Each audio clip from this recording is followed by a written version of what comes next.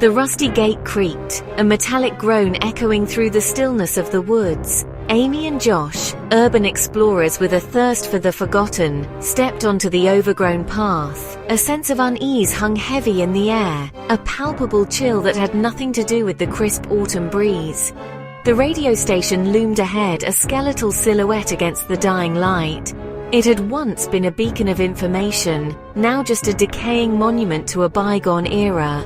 We were drawn to places like this, places where time stood still, where stories whispered from the shadows.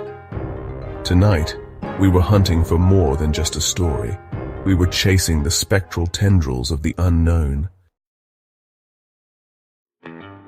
Dust motes danced in the faint beams of their flashlights, swirling constellations in the oppressive darkness.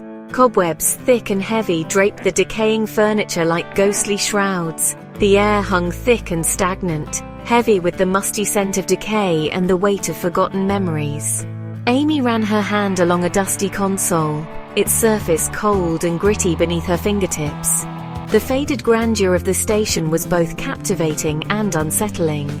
It was easy to imagine the once bustling energy of the place, the announcers' voices crackling with life, now replaced by an unnerving silence.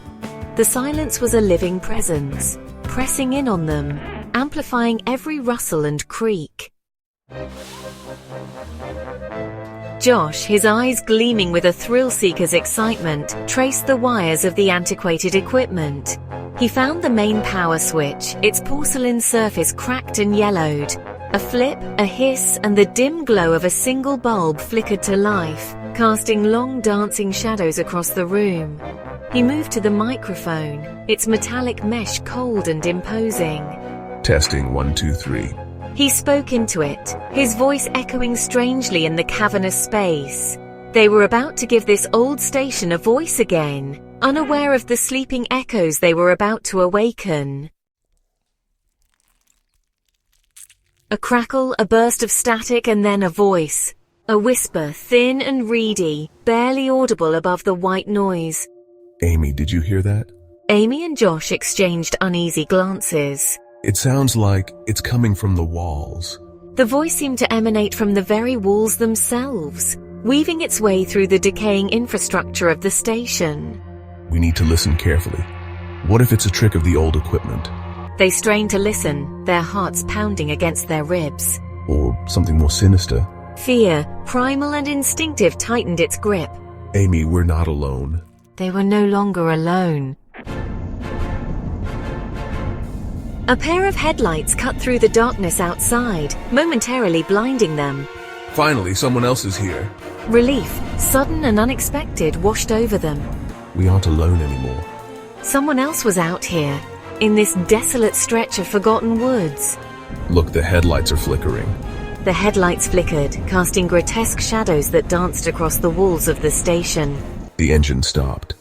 Why does it feel even more unnerving now? The engine rumbled to a stop, the silence that followed somehow more unnerving than the roar. A figure emerged from the vehicle, his features obscured by the shadows. He approached the station, his boots crunching on the gravel driveway. The figure stepped into the station, his face finally illuminated by the dim light. His eyes, dark and empty, held no warmth, no recognition. Amy, look at his eyes. There's something wrong. He moved with an unnerving stillness, his gaze fixed on Amy and Josh. We need to get out of here now. Panic welled up in their chests, a suffocating wave of dread. We're trapped. They were trapped, their screams swallowed by the heavy silence of the woods. The radio crackled to life, their voices distorted and amplified, now broadcasting their terror into the night. The entity had found its new voice. The last broadcast of the night, a chilling testament to the darkness that lurked within the station's heart.